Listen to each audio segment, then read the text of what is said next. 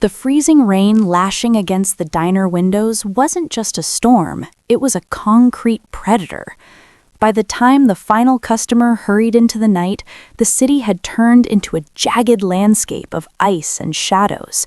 And just as the waitress reached to flip the closed sign, a shivering figure stumbled into the light. A man wrapped in soaked rags, hunched against the cold, and mere minutes from collapsing. Debbie Vanover was bone-weary, drowning in debt, and desperate to catch the last bus home. Offering the beggar a seat meant defying her ruthless manager, risking the only paycheck keeping her afloat, and staying alone in the hollow silence of the night. But when she looked into the man's exhausted eyes and felt the deathly chill radiating from his frame, Debbie made a choice that defied logic: to offer a steaming bowl of broth and a sanctuary from the ice. She had no way of knowing that by sunrise, this small act of radical empathy would bring the city's most reclusive billionaire to her doorstep and shatter the world she thought she knew forever. The manager's office door remained shut, but Debbie could almost feel Mr. Henderson's irritation radiating through the wood. He had warned her about loiterers, especially the invisible ones who brought nothing but the smell of the streets into his establishment. But as she watched the man sitting in the corner booth, Debbie realized he wasn't just a loiterer. He was a man being slowly erased by the world. She moved with a quiet, practiced grace, her sneakers squeaking softly on the linoleum. In her hands, she carried a heavy ceramic bowl, the steam rising in white plumes that smelled sharply of fresh ginger and simmered chicken. She set it down on the laminate tabletop with a muted thud. Michael didn't look up immediately. His hands, encased in fingerless gloves that had seen better decades, were trembling so violently they rattled against the edge of the table. "Eat," Debbie whispered, her voice a low hum that barely carried over the buzzing neon sign. "It's got enough ginger to kick the chill out of your bones. On the house." Michael finally lifted his gaze.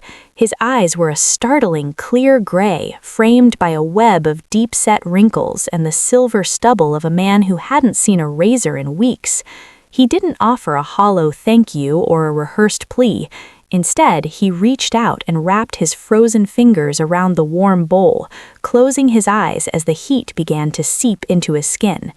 Debbie didn't walk away. She pulled a damp rag from her apron pocket and began to wipe down the neighboring table, staying close enough to act as a shield between him and the manager's door. They sat in a silent vigil, the only sound being the rhythmic scrape of his spoon and the occasional howl of the freezing rain against the glass. "You have a kind soul, Debbie Vanover," he murmured, his voice raspy and thin, yet possessing a strange melodic cadence. She paused her scrubbing, surprised he had read her name tag. "Just doing what's right. My mama always said a bowl of soup is the cheapest way to save a life. Most people in this city don't think lives are worth saving unless they come with a stock option," Michael replied, a ghost of a smile touching his cracked lips. He took a slow, deliberate sip of the broth, his posture straightening ever so slightly. Even in his tattered coat, there was a fleeting shadow of dignity in the way he held himself, a remnant of a man who had once stood tall in rooms much grander than this. Debbie leaned against the counter, her own exhaustion momentarily forgotten. For a brief window of time, the hierarchy of the city vanished. There was no billionaire's shadow, no waitress's debt, only two people sharing the warmth of a closing diner. She didn't know his history, and she didn't know that the man she was protecting was the only anchor to a kingdom of glass and gold. She simply saw a man who was cold, and for tonight, she was the only one who cared enough to turn up the heat. The sun rose on a city transformed into a graveyard of gray slush and jagged ice. Debbie had barely managed 4 hours of sleep on the diner's lumpy backroom sofa, her bones still aching from the previous night's vigil. She was midway through a pot of bitter morning coffee when the silence of the street was shattered. It wasn't the rattling rumble of a snowplow or the hiss of a city bus.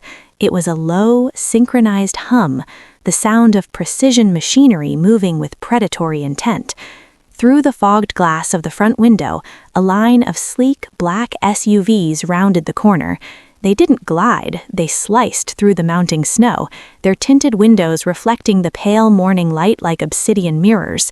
They pulled to the curb in a perfect military-grade formation, their exhaust pipes puffing white plumes into the freezing air like smoke signals of war.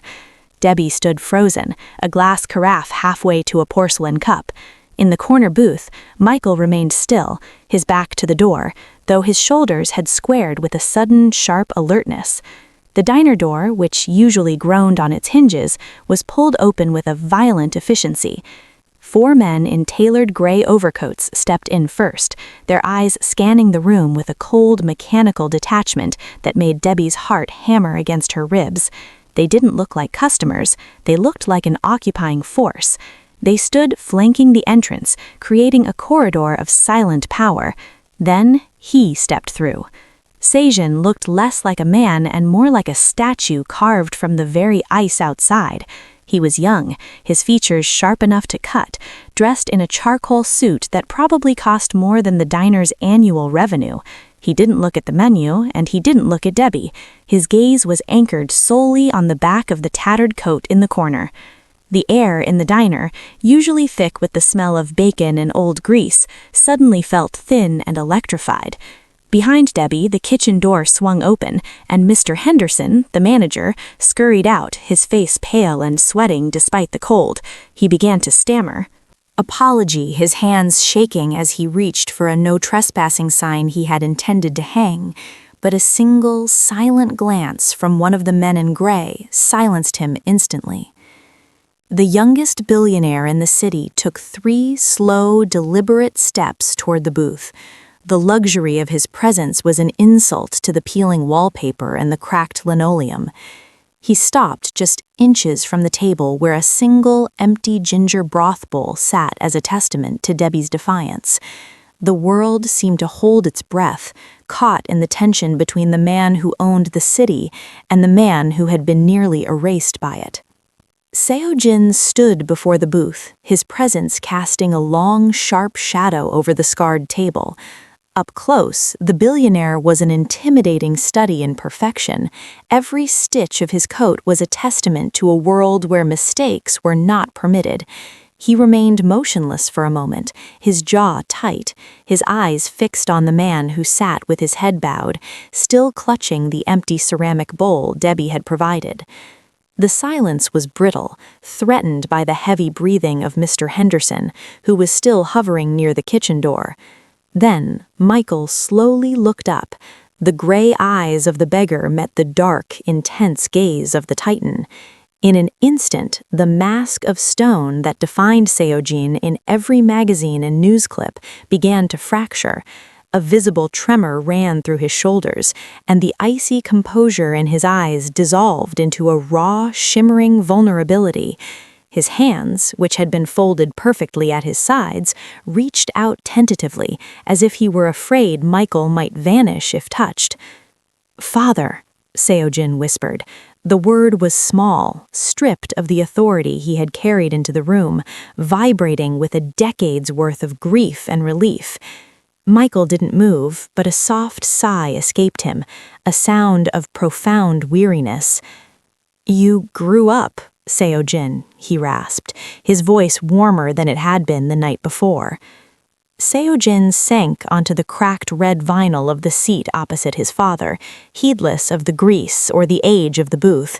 He reached across the table, his fingers brushing the rim of the empty bowl, the bowl Debbie had filled when the rest of the world had turned away. He looked at the remnants of the ginger broth, then finally turned his head to look at Debbie. For the first time, the billionaire truly saw her. He didn't see a waitress or a shadow in a red apron. He saw the person who had held the line against the winter when his own vast resources had failed to find the man he loved. His gaze was no longer mechanical or predatory. It was heavy with a debt that transcended money. "She fed you," Seojin said, his voice regaining its depth but infused with a new, quiet awe. He looked back at Michael, who nodded slowly. "She kept the light on when the storm was at its worst." Seojin turned back to Debbie. The cold blue light from the window caught the moisture in his eyes, making them look like polished flint. The intimidation was gone, replaced with a gravity that made Debbie feel like she was the most important person in the city. In the small, greasy diner, the youngest billionaire in the world sat humbled by a simple act of mercy, his ironclad world finally breached by the warmth of a stranger's kindness. Seojin stood slowly, the vulnerability that had softened his face just moments ago retreating behind a new, formidable resolve. He smoothed the front of his charcoal coat, once again the titan of industry, but his eyes remained locked on Debbie. The diner felt smaller now, the air thick with the weight of a life-altering shift. Mr. Henderson, sensing a change in the atmosphere, stepped forward with a nervous, oily smile. "Mr. Seojin, I am so sorry for the disturbance. This man shouldn't have been here. I was just about to handle the situation. Debbie here knows the rules. She just—" Seojin's gaze snapped to the manager, a cold, sharp look that cut Henderson's words mid-sentence. "She saved his life," Seojin said, his voice dropping into a dangerous, low register. "While you were waiting for him to disappear, she stayed behind. She broke your rules to preserve his dignity." He reached into the inner pocket of his coat and withdrew a heavy, cream-colored envelope. He didn't hand it to the manager, he held it out to Debbie. His movements were deliberate, almost ceremonial. "I do not leave debts unpaid, Miss Vanover," he said, his voice resonating through the quiet diner. "In my world, loyalty and mercy are the rarest currencies. You provided both when no one was looking." Debbie wiped her damp hands on her red apron, her heart thundering. "I don't need payment for a bowl of soup, sir. I just couldn't let him freeze." "It isn't a payment," Seojin corrected, a faint, respectful inclination of his head. "It is a restoration of balance." Debbie took the envelope. The paper felt thick and expensive against her calloused fingers. Inside was a single, notarized document, the deed to the establishment. Her eyes skipped over the legal jargon until they landed on the bolded text at the bottom. The building, the business, and the land beneath it had been purchased in full. The name listed as the sole owner wasn't Seojin's or a holding company's. It was hers. "You own this place now," Seojin stated, turning his back on a gaping, speechless Mr. Henderson. "You are no longer the help. You are the authority. If there are people here who do not reflect your values, you may dismiss them immediately." Debbie looked from the document to Michael, who was watching her with a quiet, knowing pride. The weariness that had lived in her bones for years didn't vanish, but it transformed into something else, a solid weight of responsibility and power. She wasn't a shadow anymore. In the span of a heartbeat, the billionaire had reached down into the dark and pulled her into the light, handing her the keys to a future she had never dared to dream of. 3 days later, the smell of burnt coffee and floor wax had been replaced by the scent of expensive ozone and polished stone. Debbie stood by the floor-to-ceiling windows of the V. Leclerc headquarters, her breath hitching as she looked down at the city. From this height, the cars looked like scurrying ants, and the diner, her diner, was a tiny, distant speck in the urban sprawl. She felt like a bird that had been plucked from a storm and placed inside a gilded cage, beautiful and terrifyingly fragile. She looked down at her hands. The grease under her fingernails was gone, replaced by a professional manicure that felt like a costume. She was wearing a tailored, cream-colored suit that cost more than her mother had made in a year, but the fabric felt like armor she wasn't trained to wear. The office around her was a towering glass spire, a minimalist cathedral of wealth where even the silence felt expensive. A soft chime signaled the door opening. Seojin walked in, his expression unreadable, followed by a trio of assistants carrying tablets like digital shields. They didn't look at Debbie, they looked through her, as if she were a glitch in the architectural perfection of the room. "The board is asking questions, Seojin," one of the assistants murmured, her voice tight with suppressed judgment. "They want to know why a prime piece of real estate was handed over to a civilian." Seojin didn't stop until he was standing beside Debbie. He didn't look at his staff. "The board is paid to manage assets. I am paid to manage the future. Ms. Vandover is not a civilian. She is the CEO of the LeClaire Foundation's new community initiative." Debbie felt a cold spike of panic. "Seojin," she whispered, leaning closer so the assistants wouldn't hear. "I don't know how to be a CEO. I know how to balance a tray and calm down a drunk cook.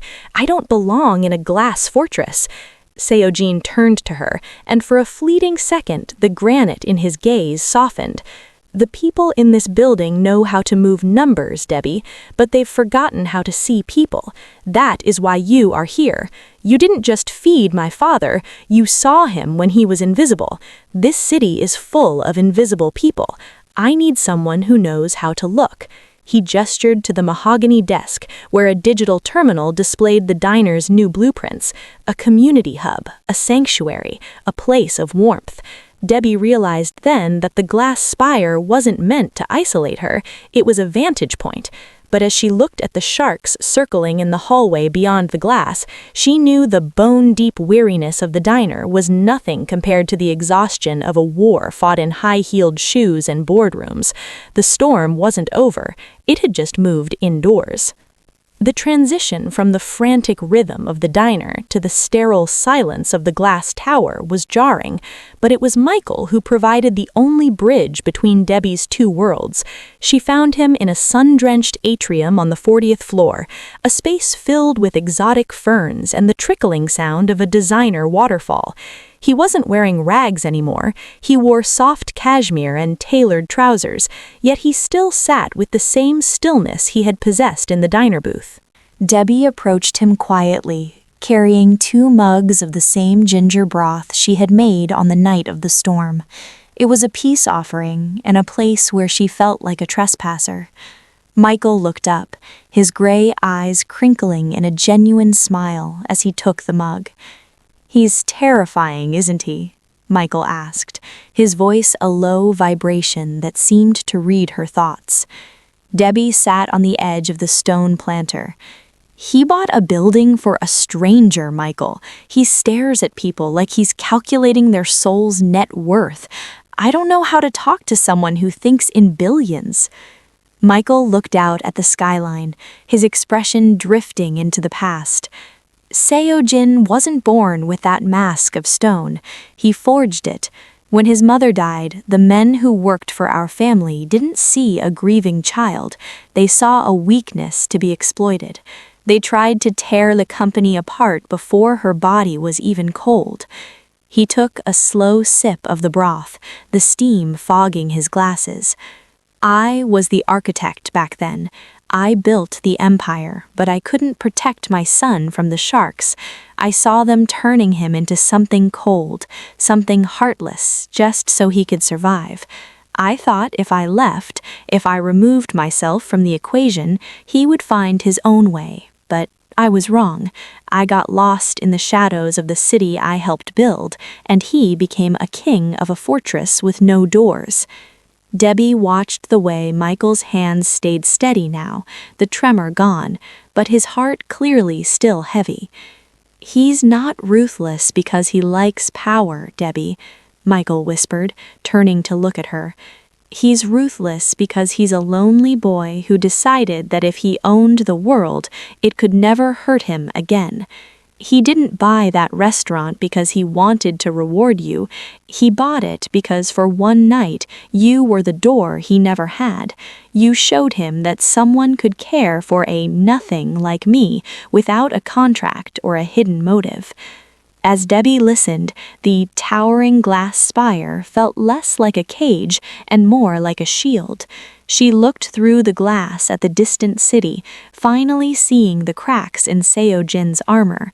She wasn't just there to run a foundation, she was the only person in the building who knew that the architect's secret was a heart that had been frozen in the dark for far too long. The penthouse kitchen was a marvel of cold stainless steel and silent high-end appliances, a space clearly designed for a professional chef rather than a family dinner. It felt more like a laboratory than the heart of a home. Seo-jin sat at the marble island, his tie loosened for the first time since Debbie had met him, his head resting in his hands. Scattered across the counter were digital tablets glowing with the red ink of declining stocks and the aggressive demands of his board. He looked less like a king and more like a man drowning in a sea of data. Debbie didn't ask if he was hungry. She knew the hollow look of someone who had forgotten to fuel themselves. She moved through the high-tech space with a quiet confidence that bypassed the complex machinery, finding a simple cast-iron pot tucked away in the back of a cabinet. She had brought a small bag of groceries from the neighborhood market, real onions, bruised but sweet, fresh herbs, and a jar of the specific spices her mother had used to make survival stew. The rhythmic sound of her knife hitting the cutting board began to fill the sterile room, a domestic heartbeat that seemed to pull Sejin out of his trance. The air, which had been thin and cold with the scent of cleaning chemicals, began to thicken with the rich, earthy aroma of sautéing garlic and browning meat. It was a scent that didn't belong in a glass fortress, a scent that smelled of rain-slicked streets and small kitchens with mismatched chairs. "You should be resting, Debbie," Sejin murmured, his voice thick with exhaustion. "The foundation launch is tomorrow. You have a speech to give." "I can't lead people on an empty stomach, and neither can you," she replied, not looking up from the pot. She stirred the stew, the steam rising to coat the underside of the expensive cabinetry. "In the diner, we had a saying, 'You can't fix the world until you've fixed the hunger in the room.'" She ladled a portion into a simple ceramic bowl and slid it across the marble toward him. No varnish, no pretension, just heat and history. Sejin picked up the spoon, his movements hesitant. As he took the first bite, he closed his eyes, and Debbie saw his shoulders finally drop. The tension that had held him together like a suit of armor seemed to melt away. "It tastes like—" he paused, searching for a word that didn't exist in a boardroom. "It tastes like I don't have to be afraid." Debbie leaned against the opposite counter, watching him eat. For the first time, the gap between the waitress and the billionaire felt like a bridge rather than a canyon. In that kitchen, surrounded by billions of dollars of glass and steel, the only thing that mattered was the steam rising between them. She wasn't just a project to him anymore, and he wasn't just a benefactor. They were two people finding home in the middle of a storm, one spoonful at a time. The winter gala was a sea of shimmering silk and razor-sharp smiles, held in a ballroom that felt more like a courtroom than a celebration. Crystal chandeliers dripped from the ceiling like frozen tears, casting a cold, brilliant light over the city's elite. Debbie felt every bit the intruder as she stood at Sejin's side, her hand resting lightly on his arm. She was no longer wearing the red apron, but her spine remained just as straight as it had been behind the diner counter. As Sejin was pulled away by a group of overseas investors, the sharks sensed their opening. They moved in with the coordinated grace of a pack, 3 men in tuxedos that cost more than Debbie's former life. Leading them was Julian Vane, a developer whose reputation for swallowing small businesses was legendary. He didn't look at Debbie, he looked through her as if she were a temporary clerical error. "A charming story, really," Vane began, his voice a smooth, practiced drawl as he swirled a glass of vintage champagne. the waitress and the wanderer. It's the kind of sentimentality that plays well in the tabloids, but we all know the reality of the Leclerc land. That diner sits on the heart of the new district. He finally turned his gaze to her, his eyes as cold and vacant as the glass walls of the skyscraper. I'm prepared to offer you $5 million, Miss Vanover, right now. You sign the deed over to my firm, walk away with more money than your family has seen in 3 generations, and return to a life where you don't have to pretend you understand a balance sheet. It's a mercy killing for a business that was never meant to survive the winter. The other men chuckled, a dry, hollow sound that echoed against the marble. For a second, the old weariness threatened to pull Debbie under. She felt the weight of their judgment, the crushing pressure of their superiority. But then she remembered the warmth of the ginger broth and the look in Michael's eyes when he realized he wasn't invisible anymore. She didn't flinch. Instead, she took a step forward, closing the distance until Vane had to tilt his head back to maintain eye contact. "You see a piece of real estate, Mr. Vane," she said, her voice steady and clear, cutting through the ambient hum of the ballroom. "But I see a sanctuary. That mercy killing you're offering, it's just another way of saying you're afraid of something you can't buy." Her courage was a physical thing, a radiant heat that seemed to startle the men. "That diner isn't for sale, not for $5 million and not for 50, because unlike you, I know that the most valuable thing in this city isn't the land, it's the people you've spent your whole life stepping over. If you want that corner, you'll have to go through me, and I've survived much colder nights than this." Vane's smile faltered, the shark finally realizing he was in deeper water than he had anticipated. Behind her, she heard the soft click of polished shoes. Seojin had returned, standing just behind her shoulder like a silent, towering mountain. He didn't say a word, but the look of fierce, quiet pride in his eyes told Debbie everything she needed to know. The sharks had bitten, but for the first time in her life, Debbie was the one with the teeth. The morning after the gala, the penthouse was filled with the soft, golden light of a city finally at peace with the winter. The sleek black SUVs remained in the garage, and the frantic hum of the stock tickers had been silenced. Seojin stood by the glass wall, a leather briefcase and a thick envelope of travel documents resting on the table beside him. "The sharks won't stop, Debbie," he said, his voice quiet but heavy with a new kind of protective urgency. "Vane and the others see you as a target now. Inside this envelope is a new identity, a house in the south of France, and enough capital to ensure you never have to see a snowstorm again. You did what you came to do. You saved my father and you saved me from myself. You don't owe this city anything more." Debbie looked at the documents, then back at the man who had spent his life building fortresses to keep the world out. For a moment, the lure of an easy, anonymous life felt like a warm breeze. She could walk away, leaving the boardroom battles and the glass towers behind. But then she thought of Michael and the thousands of others like him who were still shivering under the neon signs of a city that refused to see them. She walked to the table, but she didn't pick up the envelope.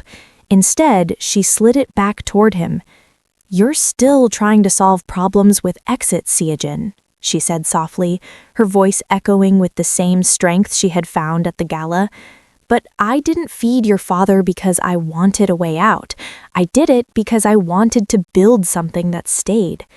She reached into her bag and pulled out the rolled-up blueprints for the diner, not the corporate version the board had drafted, but her own, marked with handwritten notes and coffee stains.